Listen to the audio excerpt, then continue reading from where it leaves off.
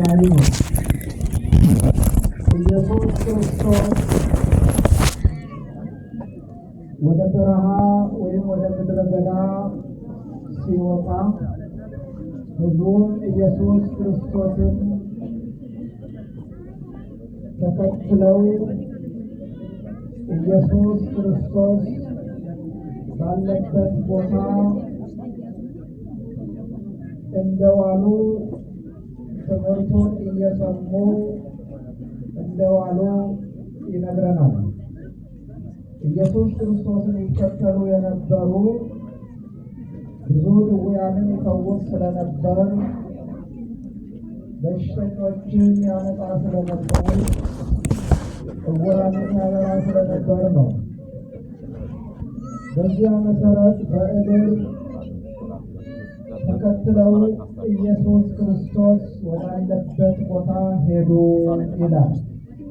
በዚያም ኢየሱስ ክርስቶስ እያስተማራቸው ዋለ። ሕዝቡም አሉ፣ ደቀ መዛሙርቱም አሉ።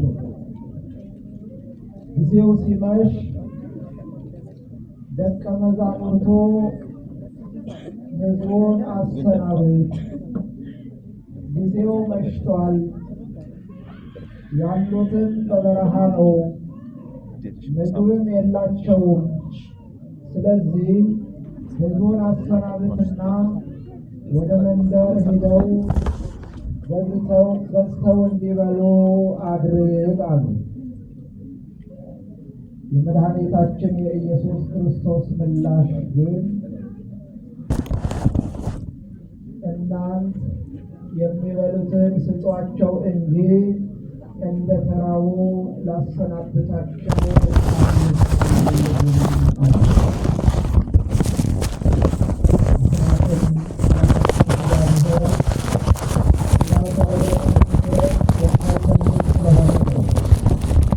እኛ ተጠምተን እንድንመለስ የማይፈልግ አምላክ ስለሆነ ነው። እና የሚበሉትን ስጧቸው፣ እንደ ተራቡ ሊሄዱ አይገባም፣ ሊበሉ ያስፈልጋል፣ ሊጠጉ ያስፈልጋል አለ። ደቀ መዛሙርቱም ከ5 እንጀራና ከ2 ዓሣ በቀር በዚህ ምንም የለም፣ ለዚህ ሕዝብ ያህል ምን ይበቃሉ አለ። ኢየሱስ ክርስቶስን አምጡ ስጡኝ አላቸው። ሰጡት። ወደ ሰማይ አሻቅቦ ጸለየ ይላል። ያንን ባረከ፣ ቆርሶም ለደቀ መዛሙርቱ ሰጠ። ደቀ መዛሙርቱ ደግሞ ለሕዝቡ ሰጡ። በለመለመ መስክ እንዲሰማሩ አድርጉ ብሎ በለመለመ መስክ ተሰማርተው ወይም ቁጭ ብለው ኢየሱስ ክርስቶስ ለደቀ መዛሙርቱ ሰጣቸው። ደቀ መዛሙርቱ ደግሞ ለሕዝቡ እንዲሰጡ ታዘዙ። በዚያ መሰረት 5,000 ወንዶች በልተው የተረፈው 12 መሶብ ነበረ። ትንሹን ማበርከት የሚችል እግዚአብሔር አምላክ ስለሆነ ነው። ሕዝቡም ጾማቸው ሳያድሩ ሳይራው በልተው ጠገቡ ይላል። እግዚአብሔር አምላክ የሚያጠግብ አምላክ ነው። እንድንረካ የሚያደርግ አምላክ ነው። በትንሹ ብዙ ሰዎች እንዲጠግቡ አደረገ። እግዚአብሔር ከባረከው ጥቂቱ ብዙ ይሆናል፣ ይበረክታል።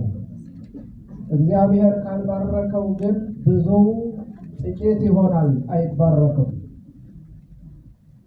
ወደ ዋናው ወርቁ እናንተ የሚበሉትን ስጧቸው እንጂ እንደ ተራው ላሰናብታቸው አልፈልግም፣ አልወድም ያለው ለጊዜው ስለ ስጋዊ ምግብ ቢሆንም ፍጻሜውና ዋናው ምስጢሩ ግን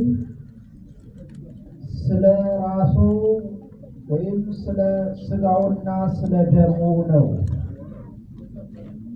ስጧቸው፣ በነፍስ ተርበው ሊመለሱ አይገባም፣ በነፍስ ተጠምተው ሊመለሱ አይገባም። እናንተ የሚበሉትን ስጧቸው፣ የሚጠጡትንም ስጧቸው ሲል ነው። ኢየሱስ ክርስቶስ ቆርሶ ለደቀ መዛሙርቱ ሰጠ፣ ደቀ መዛሙርቱም ለሕዝቡ። ይህ በምሴተ ሐሙስ የተፈጸመ ነው።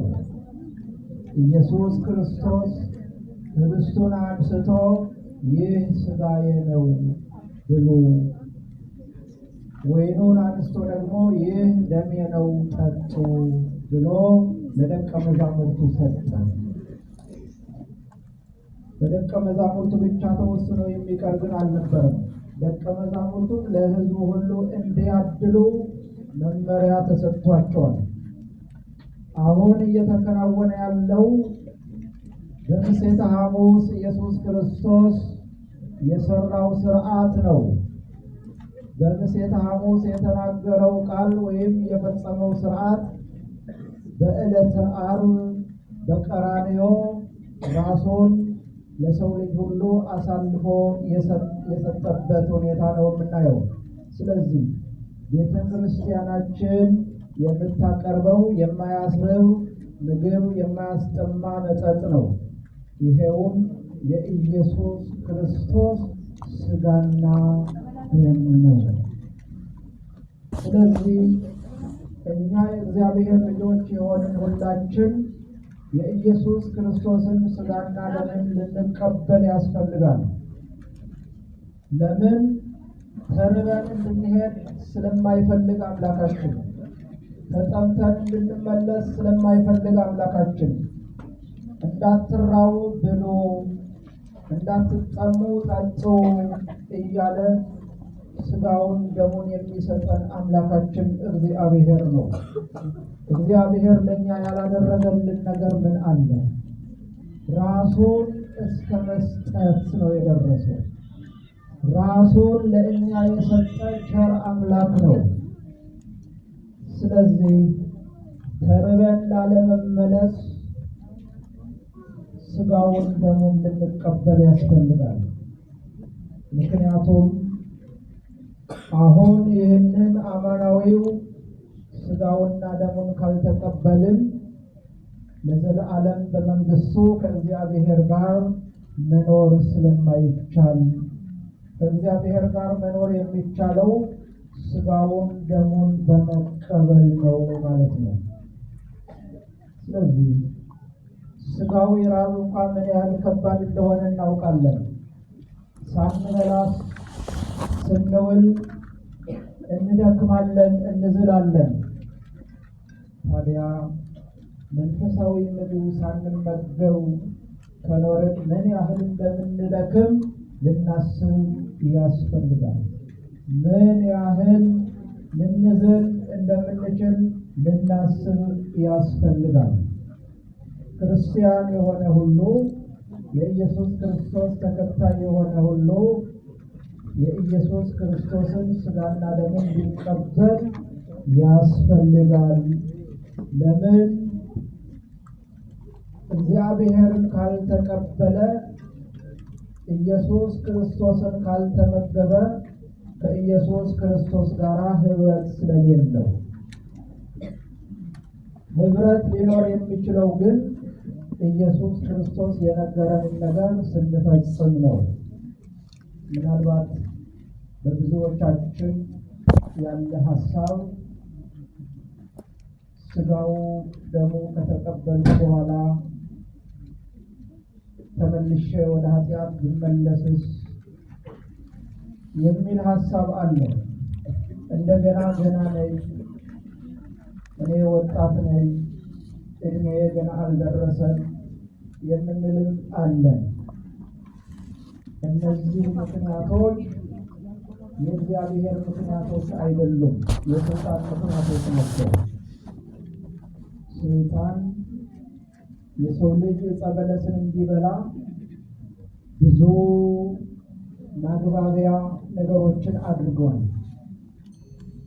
እስኪጎመጁ ድረስ ብዙ ነገሮችን ተናግሯል። ዕፀ በለስ እንዲበሉ። በአንጻሩ ግን የኢየሱስ ክርስቶስ ሥጋን ደምን እንዳንበላ ግን ይከለክላል። ዕፀ በለስን እንዲበሉ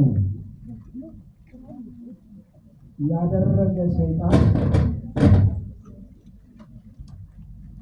ቅዱስ ሥጋውን ክቡር ደሙን እንድንበላ ግን አይፈቅድም። ለምን? ዕፀ በለስ እንዲበሉ የገፋቸው ወይም ወደዚያ እንዲሄዱ ያደረጋቸው ለሞት ስለነበር ነው።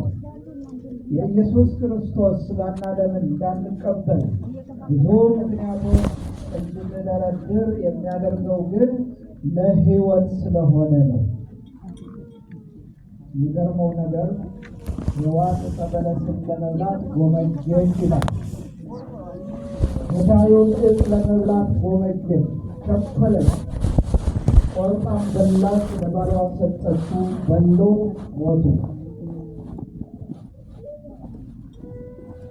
ቅዱስ ሥጋውን ክቡር ደሙን ለመብላት ነው መጎምጀት ያለብን።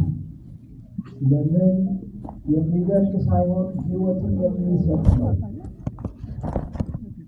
ሔዋን እንኳ ገዳዩን ዕፅ ለመብላት ቸኮላለች። እኛ ግን አዳኙን ዕፀ ሕይወት ለዘለዓለም በመንግሥቱ የሚያኖረን የሕይወትን ዕፅ ለመብላት ልንቸኩል ያስፈልጋል። ስጡን ልንል ያስፈልጋል። ቀርበን ልንቀበል ያስፈልጋል። ለምን? ሕይወታችን እርሱ ስለሆነ። ስለዚህ እኔ ገና ነኝ፣ እንዴት ብዬ አሁን እቀበላለሁ?